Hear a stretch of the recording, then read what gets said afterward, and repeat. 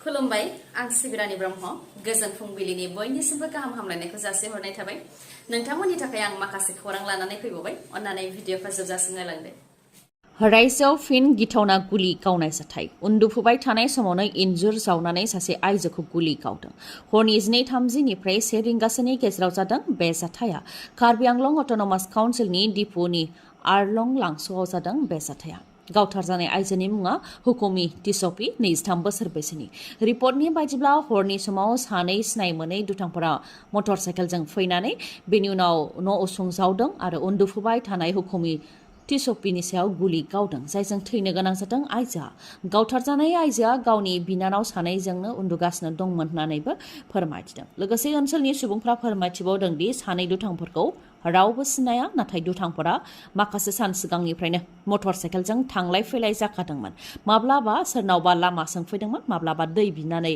लोंफैदों बेबायदि खालामफैदोंमोन दुथांफोरा ओजोंहाय जाथाय जानायनि उनाव कार्बि आंलं अट'नमास काउन्सिलनि गाहाय तुलिराम रंहांआबो बिबुंथि होदों दि आइजोआ सासे उदखारिजों जुलि जाखानायमोन नाथाय फिसायजों सोमोन्दो गारलायनायनि उनाव बिनानावफोर भारा थानायावनो थाफैफादोंमोन बिब'आबो बेयावनो बे जाथाया जानो मोन्दों होननानै फोरमायथिदों नाथाय दुथांफोरखौ दासिमबो हमनो हानायनि जेबो खौरां मोननाय जायाखै बिटिसिनि सिङाव थानाय एलपि स्कुलफोराव एसिस्टेन्ट फोरोंगिरिनि थाखाय जाय बिजाथिफोरा अनलाइन एप्लाइ खालामदोंमोन बिथांमोननि थाखाय मोनसे गोनांथार खौरां जायनाखि बिसायख'थिनि थाखाय बिजाथिफोरनि एकाडेमिक क्वालिफिकेशन आरो प्रफेशनेल क्वालिफिकेशननि भेरिफिकेशन अदेबानि नायबिजिरनायखौ दोनथ'नाय जादोंमोन दा बिथांमोननि सायाव नायबिजिरफिननो थाखाय फिन अक्ट' फोसावनानै होफिनबाय 2 जुन अदेबानि दिनैनिफ्राय लानानै 1 जुलाइनि गेजेराव बिजाथिफोरनि सायाव नायबिजिरनाय जागोन क'क्राझारनि बड'लेण्ड स्टाफ कलेजाव फुंनि 10 रिंगानिफ्राय नायबिजिरनाया जागोन बिजाथिफोरा जाहाथे गासैबो अरिजिनेल सार्टिफिकेट मार्कशीट आरो प्रफेशनेल फोरमान बिलाइजों लोगोसे स्मल फेमिलिनि एफिडेभिट लानानै सिलेक्शन कमिटिनि सिगाङाव नुजाथि फैनो नांगोन बेनि थाखाय खावलायहरदों नायबिजिरनायनि अक्ट'आ बिटिसिनि सिंनि बिजाथिफोरनि थाखाय 2 जुनाव सिरियेल नाम्बार 1601 निफ्राय 2000 सिमनि गेजेराव जागोन आरो 13 जुनाव 2001 निफ्राय लानानै 2400 सिरियेल नाम्बारनि गेजेराव जागोन आरो 14 जुनाव 2401 निफ्राय लानानै 2800 सिमनि गेजेराव नायबिजिरनाय जागोन 15 जुनाव 2801 निफ्राय लानानै 3200 सिरियेल नाम्बारनि गेजेराव जागोन बेबायदिनो 25 जुनसिमनि गेजेराव नायबिजिरनाय जागोन आरो बिटिसिनि बायजोनि थाखाय 26 जुननिफ्राय नायबिजिरनाया जागायजेनगोन बे सिरियेल नाम्बारखौ नोंथांमोनहा स्क्रिनावबो नायनानै लानो हागोन नङाब्ला अफिसियेल वेबसाइट education.bodoland.gov.in आव थांनानैबो नायहैनो हागोन 4 गथ'नि बिमाखौ जिबौआ मन'दों उनाव जिबौनि उदै हाफ्रुनानै उदै सिंनिफ्राय गोथै देहाखौ दिहुनदों रायजो राजाफ्रा नंगौ जों सावथुनफोरावसो बेबायदि गिथावना जाथाय जानायखौ नुनो मोनोमोन नाथाय थारैनो बेबायदि जाथाय जादों सासे आइजोखौ जिबौआ मन'दों जिबौआ मोसौ फिसा बोरमा बायदि बायदि मन'नायनि खौरांखौ जों सम सम मोनो नाथाय मानसिखौनो मन'नायनि खौरांखौ जों जोबोद खम खोनानो मोनो थारैनो इन्ड'नेसियानि खोला सुलावासी प्रभिन्सनि कालेम्पलं गामियाव जादों बे गिथावना जाथाया 4 गथ'नि बिमाखौ मन'दों मासे जिबौआ रिपर्टनि बायदिब्ला गथ'नि बिमा 45 बोसोर बैसोनि फारिदाया गोमानानै दंमोन गोमानानै थानाय फारिदाखौ गोबां नागिरनायनि उनाव हाग्रा ओनसोलाव फारिदानि मुवा बेसादफोरखौ नुनो मोन्दोंमोन बेखौ संदानानै नागिरलांबाय थानायावनो हाग्रा गुदुआव मासे जोबोद गेदेर जिबौ जायनि उदैया जोबोद गेदेर जानानै दंमोन बेखौ नुसनहैदों बेनि उनावनो जिबौनि उदै सिङाव आइजो थानायखौ सन्देह खालामदों बेनि उनाव ओनसोलनि रायजो राजाफ्रानो जिबौनि उदैखौ हाफ्रुनानै जिबौनि उदै सिंनिफ्राय आइजोनि गोथै देहाखौ बख'नो हादों जिबौआ 5 मिटारनिबो लावसिनमोन होननानै रिपर्टआव मोननाय जादों मानसिखौ जिबौ मन'नाय जाथाया खम जायोब्लाबो इन्ड'नेसियायाव मानसिखौ जिबौ मन'नाय जाथाया सम सम जायो होननानैबो रिपर्टआव मोननाय जादों मिथिनाय बायदिब्ला जाहाथे मन'नायाव गोरलै जायो बेनि थाखायनो जिबौआ गिबियाव फानफ्रबनानै हाराफोरखौ सिफायग्रोजोबो बेनि उनावसो मन'यो जाहाथे मन'नायाव गोरलै जायो बेनि थाखायनो बेबायदि हाराखौ सिफायग्रोजोबो होननानै मिथिनो मोननाय जादों सावथुनाव फाव खालामनो खाबु होगोन होननानै सिख्लाफोरजों आथोनारि अनागार खालामनाय जिनाहारि खालामनाय आरो ब्लेकमेल खालामनाया जोंनि बर'नि सावथुन मुलुगावबो गोबां जासै नामा मानि जाहोनाव गले गले जिनाहारि केसाव गोग्लैनो गोनां जादों बर' सावथुन मुलुगनि फावगिरिफोरा फिन बे खेबाव सुंद' सावथुननि फावगिरिफोर फारियै अनिल कुमार नार्जारी जाय फेस्ला फाव खालामनानै बयजोंबो सिनाय जादोंमोन लोगोसे दिलीप नार्जारी सुबर्ण बसुमतारी आरो दैदेन वारिनि हेंथा केस होनाय जादों।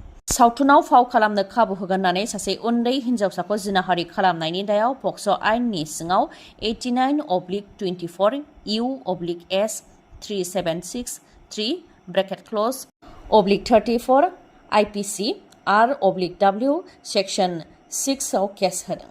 केस होनायनि उनावनो दिलीप नार्जारीखौ पुलिसा हमबाय। बेनि उनाव बिथांखौ क'क्राझार चिफ जुडिशियेल मेजिस्ट्रेट कर्टआव लांनाय जादोंमोन। दा पुलिसा सानथामनि थाखाय गावसोरनि जिम्मायाव लादों। ओजोंहाय अनिल कुमार नार्जारी, सुबर्ण बसुमतारी आरो दैदेन वारि मोनहा खारखुमानानै दं होननानैबो खौराङाव मोननाय जादों। लोगोसे बेखौबो मिथिनो मोनबावनाय जादों दि जिनाहारि खालामजानाय उन्दै गथ'साया थाखो 9आवल' फरायनाय फरायसामोन। सावथुनाव फाव खालामनो होननानै हिनजावसाया न'निफ्राय ओंखारलांबाय थायोमोन। नाथाय हिनजावसानि मोनसेबो सावथुन ओंखारैखौ लानानै गामिनि रायजो राजाफ्रा साननो गोनां जादोंमोन।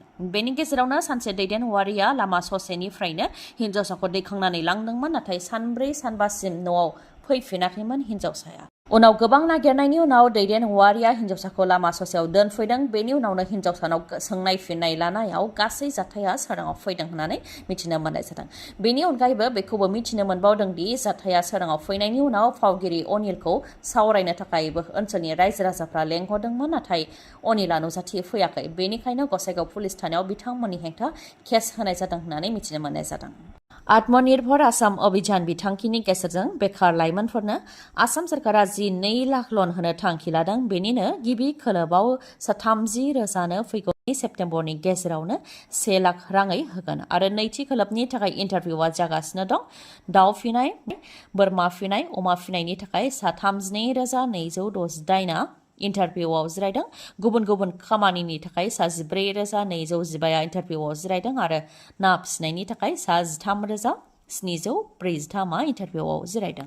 इन्टारभिउ लानाया 30 जुनाव जोबगोन। बेनि उनाव स्टेट लेभेल सिलेक्शना 30 जुलाइआव जागोन। ट्रेनिं होनाया 20 आगस्टनिफ्राय जानानै 31 अक्ट'बरसिम थागोन। बेनि उनाव नभेम्बर दानावनो लनखौ मोननो हागोन होननानै फोरमायथिदों आसाम सरकारनिफ्राय। रुपनाथ ब्रह्म सोरखारि देहा फाहामसालिखौ रैखा खालामनो थाखाय सानफ्रामबो धरना होनाय हाबाफारि लादों, जेराव प्रमिला रानी ब्रह्म आरो डिसिनि गेजेराव दान्थे बिदान्थे जानायखौबो नुनो मोननाय जादों। गोसोखां बिलाइ गथायनायखौ आजावनो थाखाय डिसिया गाव फैयालासे मेजिस्ट्रेटखौ दैथायहरनायाव खुद्रिदों प्रमिला रानी ब्रह्मजों लोगोसे रायजो राजाफ्रा।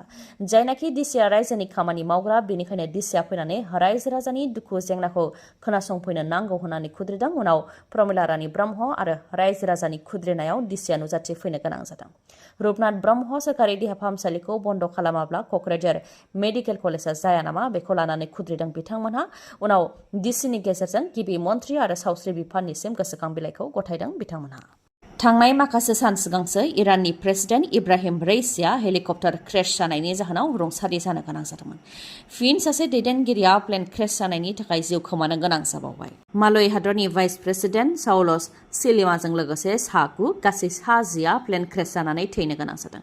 रिपर्टनि बायदिब्ला माखासे खामानिनि थाखाय भाइस प्रेसिडेन्ट सौलस सिलिमाजों लोगोसे गोजौ थाखोनि अफिसारफोर आरो 3 क्रिउ मेम्बार गासै 10 मिलिटारि प्लेनजों मोजुजु एयारपर्टसिम थांनो नागिरदोंमोन। बेयावनो बोथोर गाज्रिजों मोगा-मोगि जानो गोनां जादों।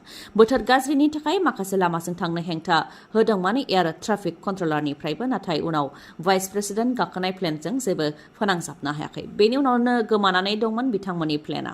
प्लेन गोमानानै थानायनि उनाव गोबां नागिरनायनि उनाव गासै 600नि गोबां पुलिस मिलिटारि नागिरनायनि उनाव मोनसे हाजो ओनसोल आरो हाग्रा ओनसोलाव प्लेन क्रेश जानायखौ नुनो मोन्दों। जाय जाथायजों प्लेनाव थानाय सासेबो जिउ रैखा मोननो हायाखै। गासै 10 थैनो गोनां जादों। मालय हादरनि भाइस प्रेसिडेन्टआ प्लेन क्रेश जानानै थैनाय खौरांखौ रोखा फोरमायदों। मालय हादरनि प्रेसिडेन्टआबो। दिनैनि भिडिअ'आ एसेनोसै। गाबोन आरो गोदान भिडिअ'जों लोगो मोनफिनबावगोन। नोंथाङा दासिमबो आंनि चेनेलखौ साबस्क्राइब खालामाखैबा अन्नानै साबस्क्राइब खालामदो, लोगोसे लाइक, कमेन्ट आरो शेयार खालामनो दाबाव। गोजोन्थों।